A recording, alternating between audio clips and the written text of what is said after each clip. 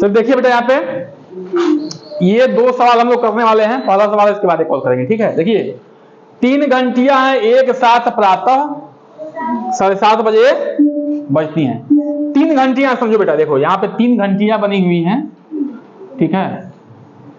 ये मान लो घंटी है, अब बनाने नहीं आ रहा है लेकिन समझ जाओ, ये घंटी है, ठीक है ना। ये घंटी है, इसमें लगा हुआ बजने वाला। अब मान लो 7:30 बजे बजी हैं सुबह में। कब बजी हैं? सुबह में। यदि वे क्रमशः 4, 5 तथा 6 मिनट के बाद बार बार बजती हों तो कितने बजे वो फिर से एक साथ बजेंगी? देखिए बेटा, इनकी मान लो अलार्म पे सेटिंग है, ठीक है। ये अलार्म पे सेटिंग है। ये बजी, एक बार बजी टन, तो अब 4 मिनट बाद बजेगी। ये बजी टन, तो अब 5 मिनट बाद फिर टन करेगी। ये बजी फिर से टन, तो 6 मिनट बाद करेगी। ये 7:30 बजे एक साथ टन से की है। बात समझ में आया कि समझ में आया? 7:30 बजे एक बार टन से की है, लेकिन इनका फिर बजने का फ्रीक्वेंसी अलग अलग है। एक 4 मिनट बाद बज रही है, एक 5 मिनट बाद बज रही है, एक 6 मिनट बाद बज रही है। तो प्रश्न में पूछा जाएगा कि कब जो है एक साथ बजेंगी। समझ में बात है कि नहीं है? हाँ, तो ये अब हमने क्या बताया था, लौसा क्या बताया था? लौसा में क्या बताया था कि वह छोटी से छोटी संख्या जो दी हुई संख्याओं से विभाजित हो जाए। अरे बेटा, ये 4 मिनट बाद बज रही है, 5 मिनट बाद बज रही है, 6 मिनट बाद बज रही है, तो कोई ऐसा मिनट होगा ना जहां पे लौसा होगा ना, जो ऐसा लौसा आएगा जो इनसे विभाजित होगा, और विभाजित होगा तो उसी समय पे तीनों एक साथ फिर से बजेंगे। बात समझ में आया कि समझ में आया? ये घंटियां 7:30 बजे बजी हैं सुबह में। 4 मिनट एक गैप पे बजती है, एक 5 मिनट गैप बजती है, एक 6 मिनट गैप बजती है ना।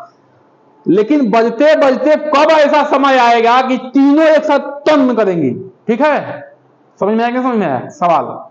तो इसके लिए निकालना पड़ेगा लौसा। क्यों? लौसा क्या होता है? वह छोटी से छोटी संख्या जो दी हुई संख्याओं से क्या हो गए? विभाजित हो जाए। तो हम क्या करेंगे? 4, 5 और 6 का निकालेंगे लौसा।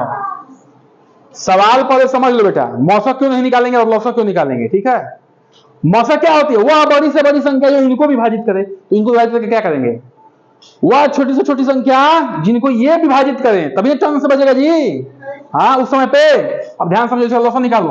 2 से भाग देंगे, 2 दूनी के 4, 5, 2 तिहाई 6। 2 से भाग देंगे, 2 एकम में 2, 5, 3।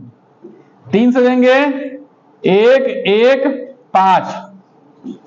5 से देंगे 1, 1, 1। ठीक है ना? अब कितना आएगा बताइए? लौसा कितना आएगा? बहुत अच्छा, लौसा कितना आएगा? हाँ देखिए, लौसा निकाला। 2 दूनी के 4, तिहाई 12, और 12 पचे 60 आएगा बेटा। एक बार फिर सभी लोग मिला लीजिए। 2 दूनी के 4, तिहाई 12, पचे 60। ठीक है, थोड़ा सा क्लोज कर दो। लिखने से नहीं बेटा, एक बार समझ लो इसको, सीएम समझ लो। ए बेटा बंद कर दिए, थोड़ा सा क्लोज कर दिए, दरवाजा क्लोज कर दीजिए। ठीक है, लिखने से नहीं होगा, समझना है।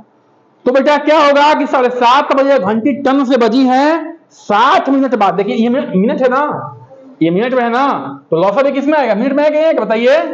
तो 60 मिनट बाद, 60 मिनट बाद फिर से घंटी टन से बोलेगी। अब कब, कितने बजे? तो देखो बेटा, 7:30 बजे बोली थी ना, है ना। अब इसमें 60 और जोड़ दो, 60 मिनट और जोड़ दो, तो ये मिनट हो गया। ये मिनट है ना। तो 60 मिनट में कितना घंटा होता है जी? 1 घंटा ना। तो इसको मिनट में जोड़, डायरेक्ट किसमें जोड़ सकते हैं? इसमें जोड़ सकते हैं। ठीक है, 60 मिनट बराबर 1 घंटा हो जाएगा। तो 1 घंटा जोड़ दिए तो क्या हो जाएगा? ये 8:30 यानी कि 8:30 बजे क्या होगा? घंटी टन से फिर से बोलेगी, ठीक ना। अच्छा, फिर कभी बोलेगी? अरे फिर बोलेगी यार, फिर 9:30 बजे बोलेगी। बोलेगी नहीं बोलेगी? ठीक ना। लेकिन ठीक है ना, क्या कह रहा है? तो कितने बजे फिर एक साथ बोलेंगे? तो ये 8:30 बजे आपका उत्तर आ गया। ठीक है, अब देखिए इसको करते हैं। 200 अभाज्य संख्याओं का मौसा है। ठीक है, मौसा मतलब कि HCF क्या है? HCF, highest common factor. ठीक है, दो कोई संख्या ले रहे हैं, उनका मौसा दो सहअभाज्य संख्याओं का मौसा कितना होता है, ये याद रखने वाला क्वेश्चन है। इसका उत्तर होता है ये एक। ठीक है, देखिए कैसे। देखिए बेटा 8 और 15 क्या है, सहअभाज्य संख्याएं हैं, को प्राइम नंबर है। ठीक है, समझ में आया बात। अब इसका मैं गुणनखंड लिख रहा हूं, देखिए 1 गुणे 2 गुणे 2 गुणे 2, ठीक ना। इसका मैं अभाज्य गुणनखंड लिख दिया, लिख दिया ना। इसका मैं लिख रहा हूं अभाज्य गुणनखंड 1 गुणे 3, सॉरी नहीं,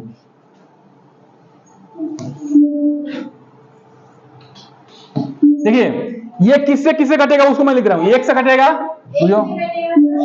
हाँ 1 से कटेगा, 2 से कटेगा, 4 से कटेगा, 8 से कटेगा। ये 1 से कटेगा, 3 से, 5 से और 15। गुणनखंड नहीं लिखना है। ये किससे किससे कटेगा उसको हमने यहां पे लिख दिया। अब देखिए बेटा इनके बीच कॉमन क्या है, सिर्फ और सिर्फ 1 है। उभयनिष्ठ गुणनखंड इनका 1 है। ठीक है, यानी कि एक ही ऐसा है जो इनसे कटेगा। तो ऐसे नंबर जिनका उभयनिष्ठ गुणनखंड 1 हो, ठीक है, वो क्या होते हैं, सहअभाज्य संख्याएं होते हैं। बात समझ में आया कि नहीं समझ में आया? ठीक है, बोलिए। ये 1 से कटेगा, 2 से कटेगा, 4 से कटेगा, 8 से कटेगा। ये 1 से, 3 से, 5 से, 15 से, ठीक ना।